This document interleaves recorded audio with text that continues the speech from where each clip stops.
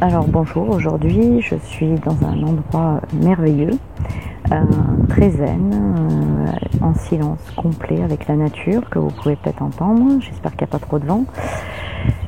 Et aujourd'hui je vais vous raconter l'histoire d'une petite fille qui ne savait pas qu'elle avait un grand-père avant-gardiste.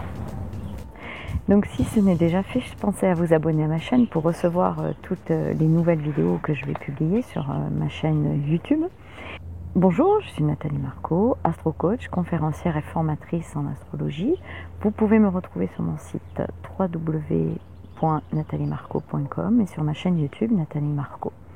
Alors aujourd'hui, je vais vous raconter l'histoire d'une petite fille qui ne savait pas qu'elle avait un grand-père avant-gardiste. Alors en fait, cette histoire, c'est la mienne.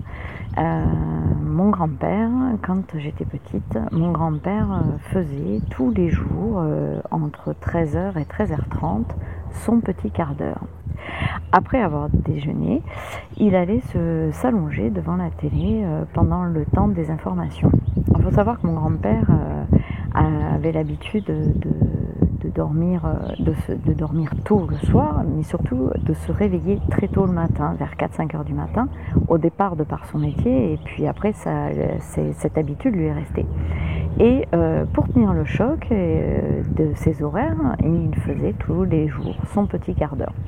Alors ce qui était rigolo, c'est qu'en fait, moi je me moquais toujours de lui quand il faisait un quart d'heure, parce que je me disais, ça sert à rien, un quart d'heure de sieste, ça suffit pas.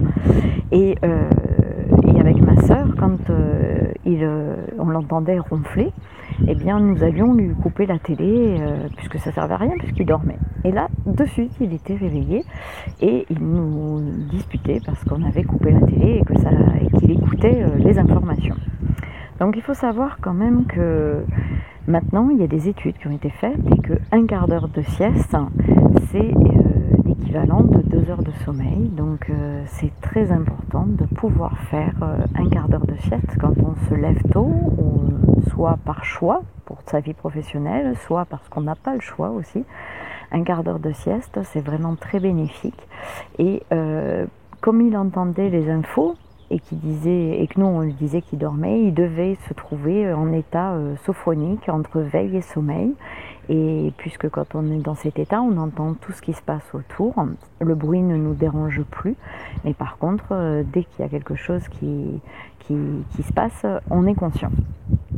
Donc voilà, donc c'était pour partager avec vous cette expérience du quart d'heure de sommeil, la petite sieste entre midi et 2 heures, vraiment très bénéfique, d'autant qu'en plus c'est souvent l'heure à laquelle on a un coup de pompe et qu'on a envie de se coucher.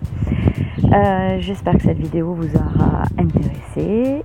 Profitez de faire une sieste si vous le pouvez le plus possible, voire même dans votre vie professionnelle, vous enfermer dans votre bureau, puisque maintenant la sieste est largement valorisée même en entreprise. Je vous souhaite une excellente journée et à très bientôt. Au revoir.